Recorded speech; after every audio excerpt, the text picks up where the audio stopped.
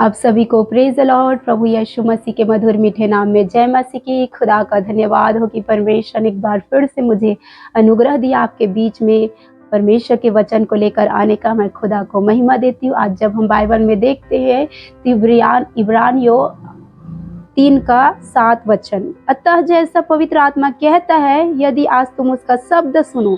अतः पवित्र आत्मा आपको मुझसे कुछ कहता है तो उनका शब्द सुनकर, शब्द को सुनो, ऐसा कहता है परमेश्वर। तो अपने मन को कठोर ना करो।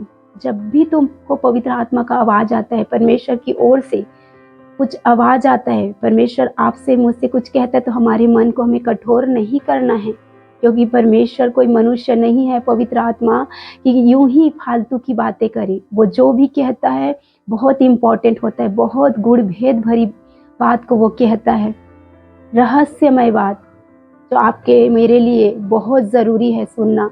तो जब सुने तो कठोर ना करो, कहता है परमेश्वर। आगे जब देखते हैं, जैसा कि क्रोध दिलाने के समय और परीक्षा के दिन जंगल में किया था। जैसा कि क्रोध दिलाने के समय और परीक्षा के दिन, 9वां वचन, जहां तुम्हारे बाप दादों ने मुझे जांच कर परख कर और 40 वर्ष तक मेरे काम देखे थे। जहां जो हमारे बाप दादे थे, जो इजरायली थे, परमेश्वर को जांच कर परख कर बहुत सारे 40 वर्षों में बहुत सारे परमेश्वर के पराक्रम के काम को देखे थे। बहुत सारे स्वर्ग से परमेश्वर ने उनके खाने के लिए मन्ना को बरसाया था, उनके पीने के लिए चट्टान से जल की धारा को बहाया था।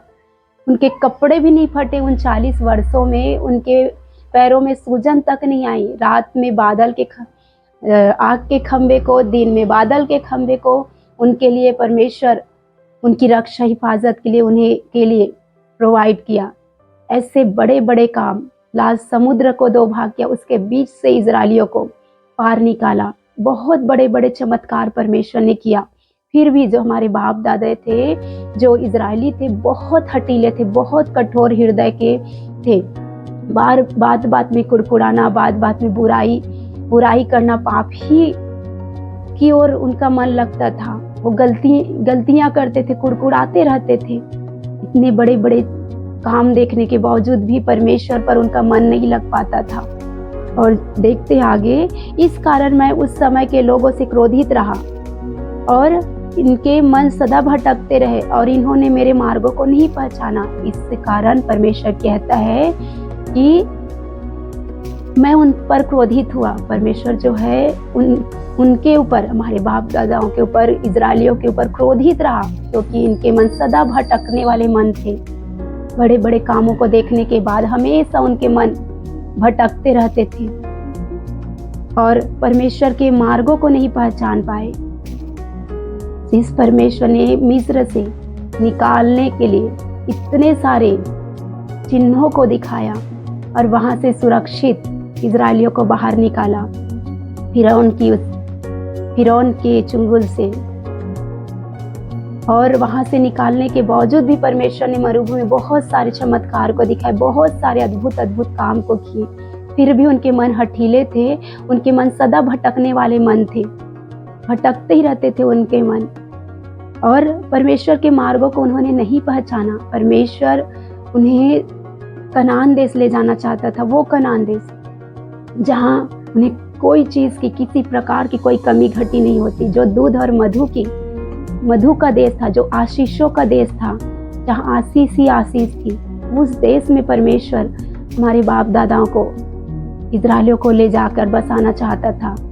तो आज आगे कहता है परमेश्वर का वचन, तब मैंने क्रोध में आकर शपथ खाई, वे मेरे विश्राम में प्रवेश करने ना पाएंगे। तब परमेश्वर ने उनके हठीले मन को देखकर, उनके भटकने वाले मन को देखकर, उनके गलतियों को, उनके पापों को देखकर, बार बार मौका देने के बावजूद भी वो लोग अपने मन से नहीं फिरते थे, अपने गलतियों से नहीं फिरते थे, उनके मन भटकते ही रहते थे।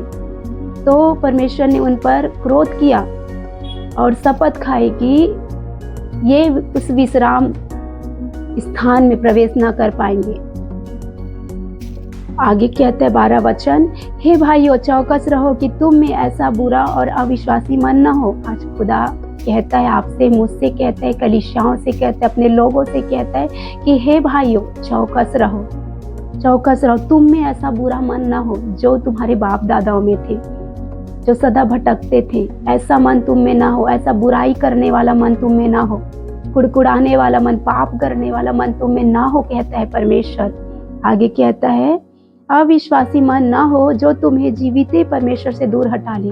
अविश्वासी, इतने चिन्ह चमत्कार देखने के बाद, इतने बड़े बड़े पराक्रम के काम देखने के बाद भी वो लोग अपने हट पर चलते थे। तो परमेश्वर आपसे और मुझसे, कलीसियाओं से कहता है कि ऐसा तुम्हारा अविश्वासी मन ना हो, तुम्हारा मन भटकने वाला ना हो जो तुम्हें जीवते परमेश्वर से दूर कर दे। तुम्हारे जीवन में ऐसे कोई गलती, कोई गुनाह ना हो।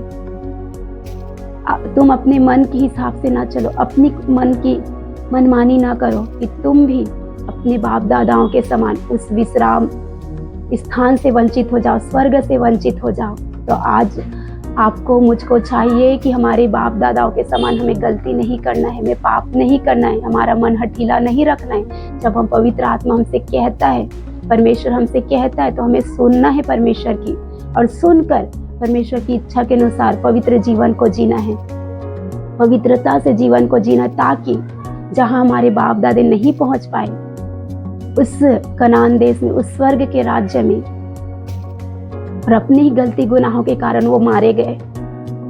तो आज हम लोगों को अपने आप को जांचने की, परखने की जरूरत है कि आज हमारे जीवन में ऐसा कोई गलती, कोई ऐसा हठीला मन, बुराई करने वाला मन तो नहीं है। अगर है तो अपने जीवन को परखने की जरूरत है, चौकसी करने की जरूरत है अपने मन की, और अपनी गलतियों को पीछे छोड़ने की जरूरत है, ताकि हम परमेश्वर की इस प्रतिज्ञा के देश से, जहाँ परमेश्वर हमें रखना चाहता है, ले जाना चाहता है, हमारे बाप दादाओं को ले जाना चाहता था, लेकिन वो अपनी ही गलतियों के कारण उस राज्य से, उस स्वर्ग के राज्य से वो चूक कर गए।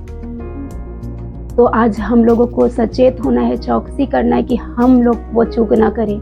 हमारा जीवन ऐसा रहे, आपका मेरा जीवन ऐसा रहे, कलीसिया के लोगों का, प्रभु के दास दासियों का, हर एक का जीवन ऐसा रहे कि वो उस विश्राम स्थान तक, जहाँ परमेश्वर अपने साथ हमको रखना चाहता है, हम वहाँ पहुँच सके। तो परमेश्वर इस वचन के द्वारा आपको आशीष दे, बुद्धि दे, समझ दे, ज्ञान दे, चौकसी कर सको, आप अपने जीवन का चौकसी करके अपने मन को जांच सको, परख सको। ऐसा परमेश्वर आप सबको अनुग्रह प्रदान करे। आप सबको जय मसीह की।